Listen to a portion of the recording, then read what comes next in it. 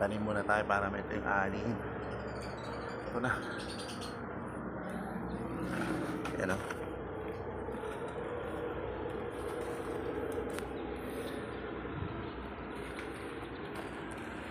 Dami ng damo. Yan, malunggay o. Malunggay. Ito, papaya. Kapit na yan. Yan o. Samahan mo na ng tanlad. Yan, tatanim namin yan.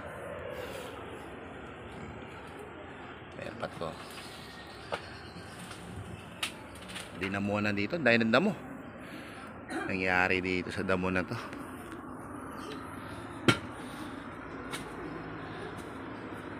Yan o. Pag magtitinola tayo, palakihin muna natin yan. Ito, malaki na yun. Yan, tanlad. Dalawang tanlad.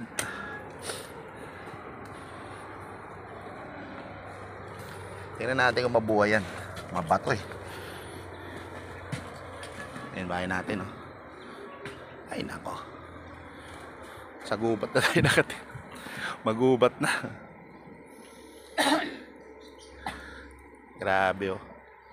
Pag maulan pala maganda yung mga ano, tubong-tubo yung halaman. Ano? Pawis na pawis. Deo, parang wala ring deo.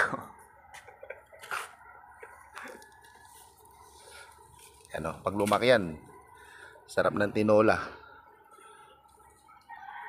Ito, sarap po, dami na oh. Malunggay tea. Hindi natin kaya doon, malaki na yung lupa doon.